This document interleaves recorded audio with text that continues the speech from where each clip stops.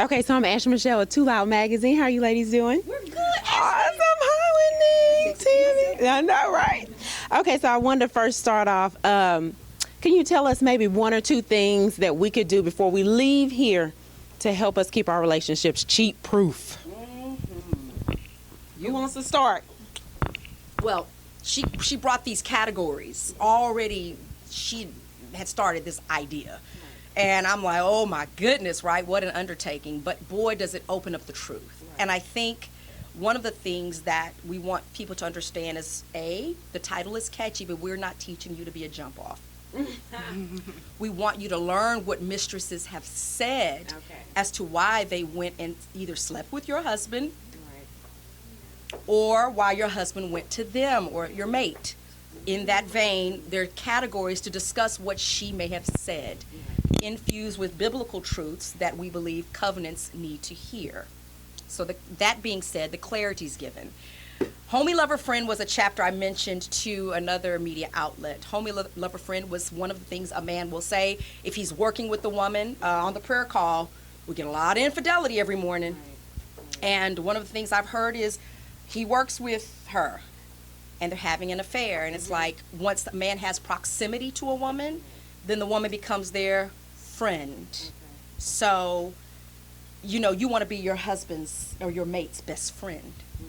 And so that relationship is strong at the fundamental levels before we talk about eros or romance. Once you have that friendship on lock, it's harder for anyone to really infiltrate because that loyalty is at its root. Make sense? Yes. And I think that's the one thing that I would like to impart. Is anything you want to add? Well, I feel all the chapters of the book are gems that people can take away. Primarily, though, I'll speak to another one. We just did an interview with Jasmine, and I spoke to one called Dare Not to Care. Now I'll speak to the chapter of keeping your mouth shut.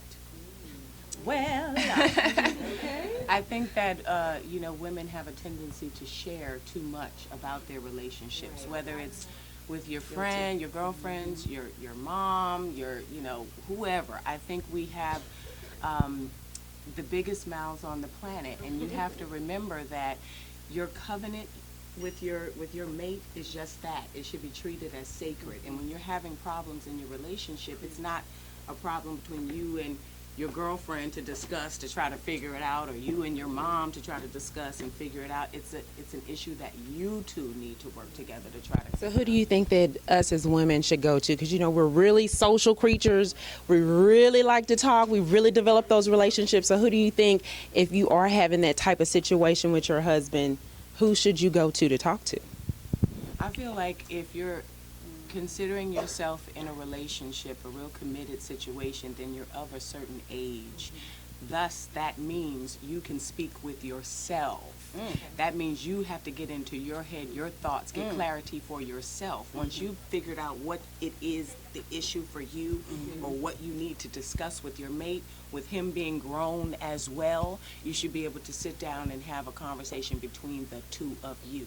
If there is no resolution that is reached between the two of you, my next step, like I have Wendi as my life coach, I have your pastor, but I don't think you should be talking with someone who's in probably a worse situation or wants your situation. And that's in the book. She brings it up. She speaks about that it's the frenemy, the woman who's like, oh girl, tell me more, and they're sitting there lurking on your life.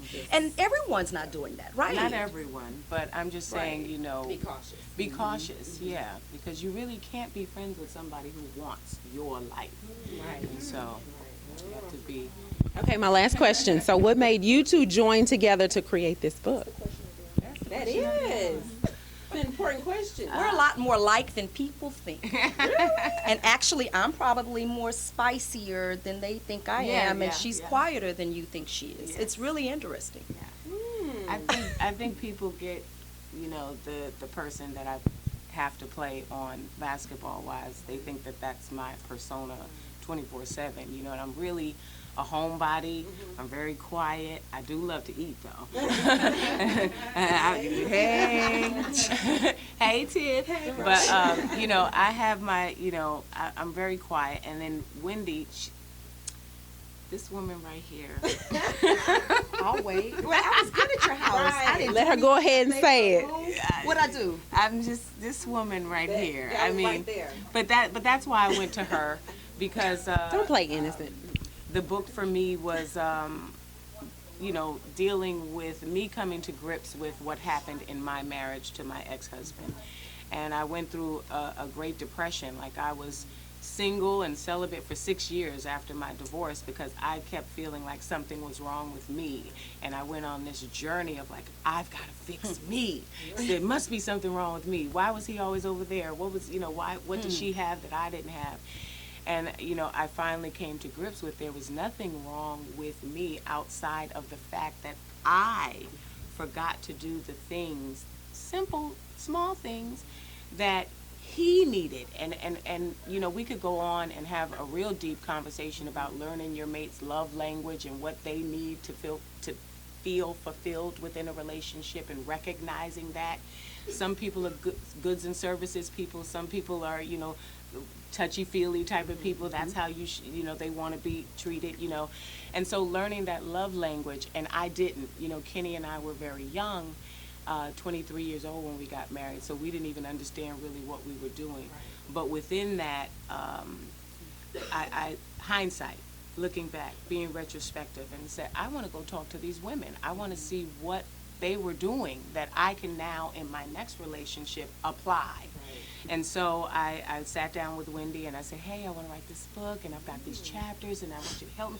And she said, Mistress 101. What you say now? What is this about? I know I can't do this. No, And so, once I explained it to her, and she, very openly said, as long as I can be me, because I've got to bring, the biblical truths to how a covenant should really work.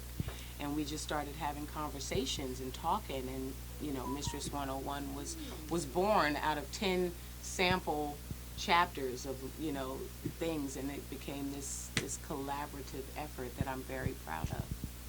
And I love her for real. I can tell. Yeah, like she's really all right, Really okay. And that's the thing for me. I think when they ask me what did I learn, one of the things I learned, and I'm not one, if you know me, I'm not going to toot anyone's horn. I'm well past those. When you get a certain age, certain things you just don't do anymore. Well, she's really like this is her, and so I think this book allowed people for us to really see who she is, and she is much more quiet than people would think she is. She's actually quiet. So it's interesting to see that, but the sensitive side is in this book. She shares a little bit, but during this time, a couple of things have happened. I had to explore some of the things that I help with couples. There are couples that I've helped that may be in here, maybe. But the point is that to see the beauty come out of it was one thing, but then to have to look at your own demons and just keep going, whoa, whoa, whoa, whoa, whoa. Oh, I shouldn't have said that to them. Oh, I should have just kept my, that chapter was like, oh gosh, how many times did I throw that wrong dart, right? And then recently, my ex's mistress reached out to me on social media. What'd you say? As this book has brought all kinds of laws of attraction to life, and she reached out, and they lived together and were dating well before we were apart. And she got fly with me. That ain't what you want. I don't care what church pulpit, because there's a certain level of respect when you're the mistress that you should keep. And unfortunately, the world has allowed, listen, this is like I was telling the other media outlet, this is not an issue just for the worldly people. This is happening in our churches. This is happening in our synagogues. This is a world problem, not a worldly problem. Let's be honest. And so when we take away the stigma that comes away, or the dirtiness, and we move it away and we say, no, what is it that we need to really see to understand how to be better to each other? Tami thought about it from the aspect of how can I be a better woman? I said, well, how can we be better to each other? So the exercises are co-ed in each chapter. So the book has exercises for you to do so that you, and some of them say update every 6 months because answers can get old. So that's in the book. Yeah. Thank you so much. That was awesome. A lot of information. Thank you. Love you too. Thank you.